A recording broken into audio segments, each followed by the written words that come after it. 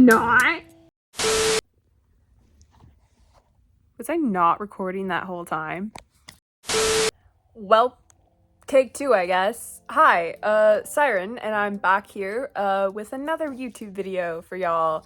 And today I'm going to be reviewing a sketchbook that I can only describe as really weird. And I'll get into why. So come join me for this little adventure. I definitely know how to talk in front of a camera, I promise.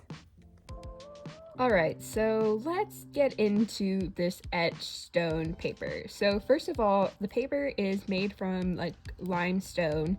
Pretty sure it's sourced from like construction site waste. Pretty sure that's what the website said. And so it's crushed limestone that they add like a binder to like actually make the paper. Now, I've owned this sketchbook for about a year now. And I hate to start a review off with like a negative note, but I gotta talk about the biggest problem I have with this sketchbook. And so the paper advertises itself to be like waterproof, and like you can spill water on it and it's not going to ruin your pages, like they aren't going to warp. So that within itself has its pros and cons, but here's the thing. So like the paper is not really porous, so like whatever you're working with sort of stays on top and it doesn't like seep into the paper. So that means that like alcohol marker doesn't bleed through, and I'll show that in a second after I make this point. But it also means that like everything takes like 5 million years to dry, and if you close a sketchbook when it's not fully dry, it is going to smudge to like the next page. So that's what happened with this one. And then on top of that, so because everything like sits on top, you have to go in with like a finishing spray to like seal everything. If you like don't want it to smudge, or you just want to like preserve the page, you have to go in with a finishing spray. So like if you have ever used, there's this type of paper, I don't know if it's Yupo paper. I've like never actually heard it pronounced, but it's this paper that's like made from plastic, so like everything sorts of sits on top. And you have to go in with a sealant, like it's like some sort of finishing spray. That is the closest thing that I can like compare this paper to. I've never really tried anything like it except for that. So the paper is like ridiculously smooth. It's kind of weird. So like I mentioned before, nothing bleeds through on this paper. So like here is a drawing I did with alcohol markers, and ta-da, it didn't bleed onto the next page. So that's pretty cool. Then while I'm here, so like I said, it advertises itself to be like waterproof. That doesn't mean I wasn't going to try like watercolors on the paper. So this is actually the Kuretake Gansai watercolors, which are kind of like gouache, but not quite. Like they aren't like Western watercolors, so they're like this watercolor is like thicker. So I tried it on this paper and it was taking way too long to dry, so I went in with like a blow dryer to like try to dry it. Didn't go that well, as you can see, because because there was just so much water on the page that it just kind of live and learn, I guess. So that was an experiment, and you can see I just get like a lot of interesting texture because of that. And yeah, so that was me experimenting with like what works and what doesn't work.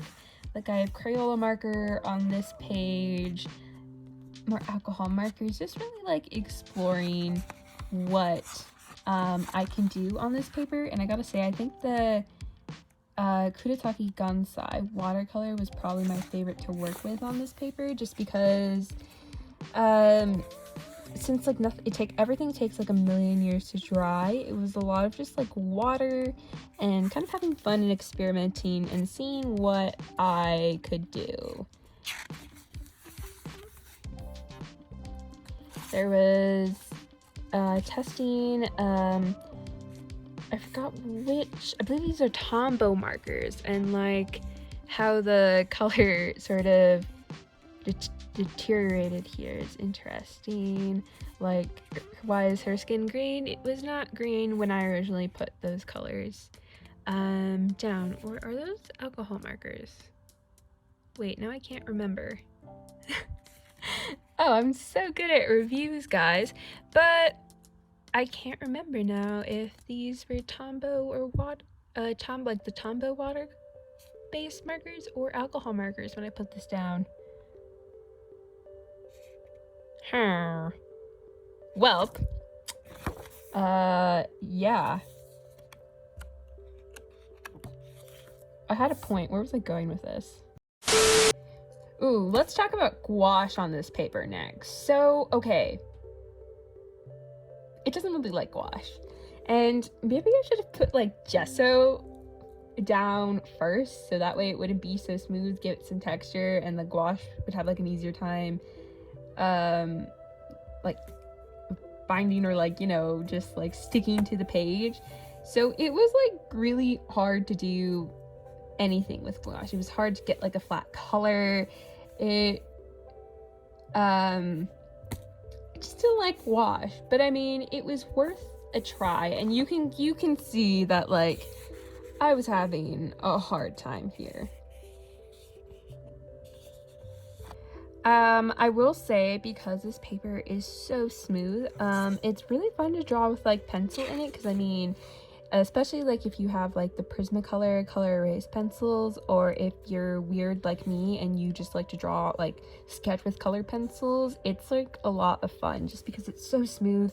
It's like it just goes on like butter. It's really fun to do that.